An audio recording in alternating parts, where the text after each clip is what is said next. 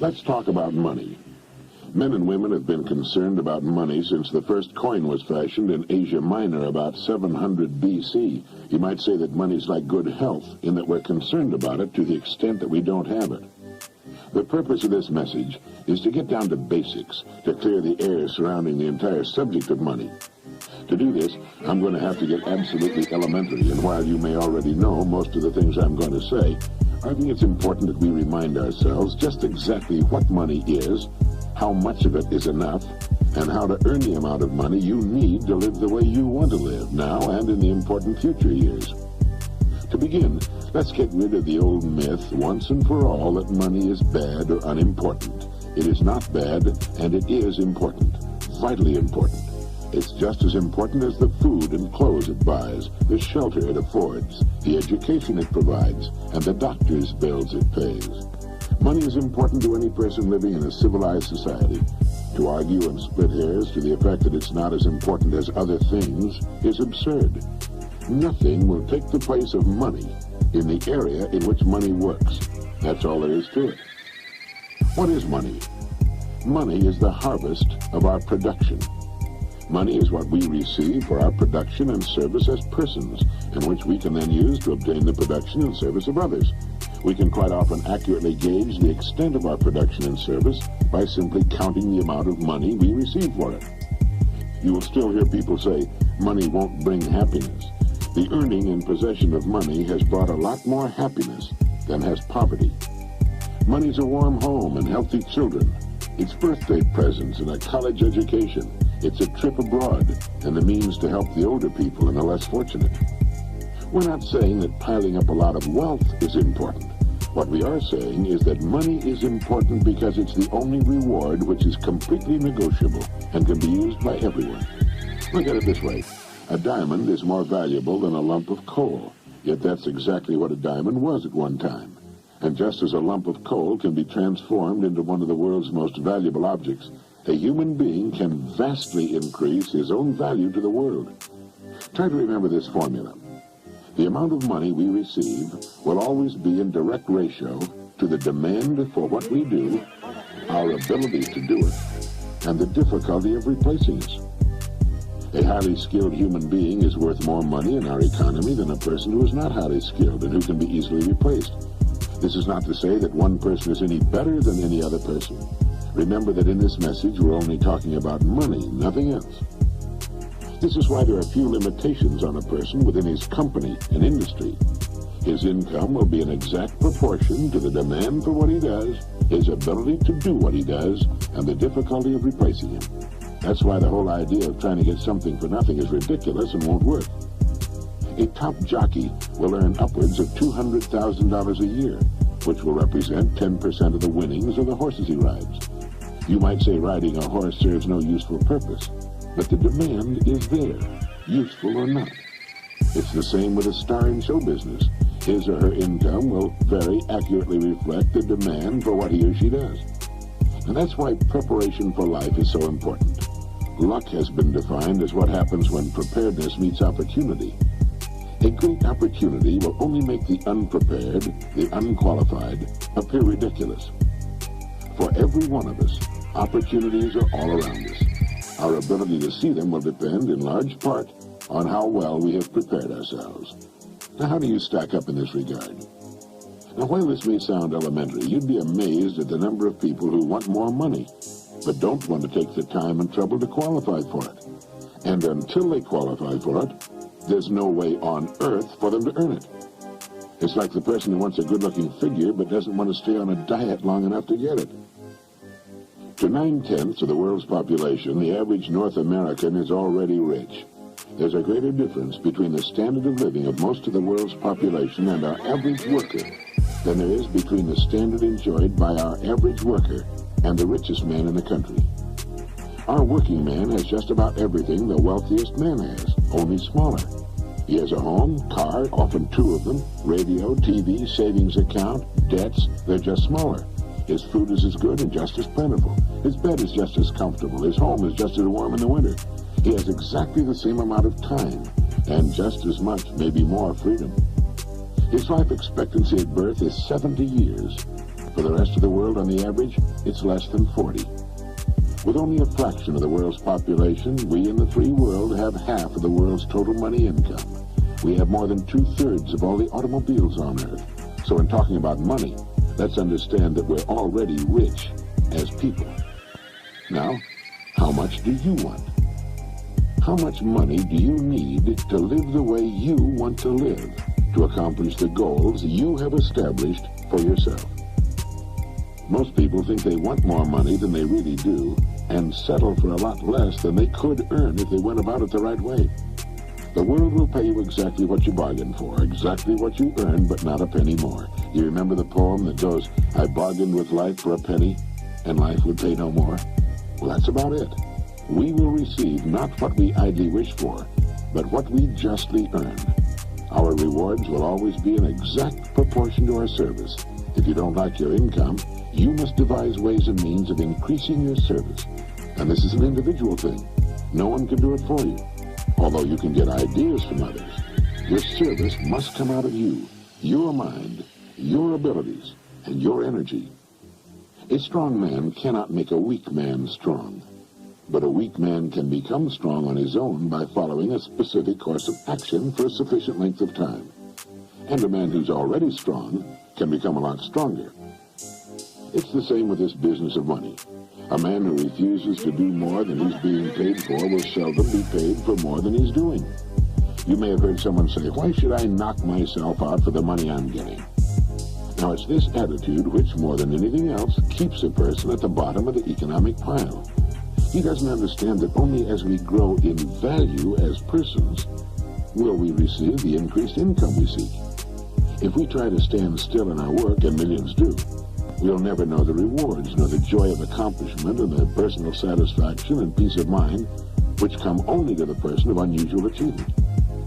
There are two distinct steps we must take. First, we must decide how much money we really want.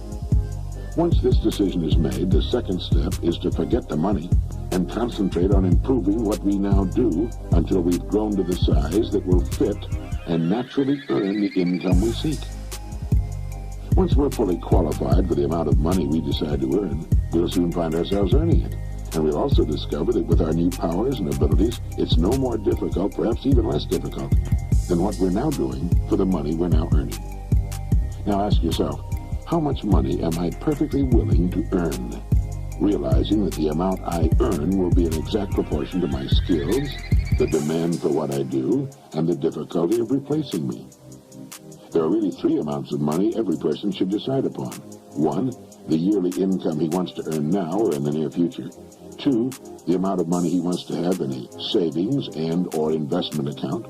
And three, the amount of money he wants as retirement income, whether he ever retires from active work or not.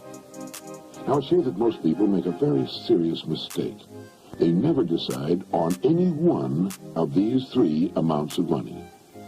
If you will decide on these three amounts, and if you will write them on a card to carry with you or put someplace where you can review it from time to time, you will automatically have placed yourself in the top 5% of the people. You will have a plan for your future, a blueprint for future financial accomplishment. You will know where you're going, and if you're serious about it, you will most certainly get there.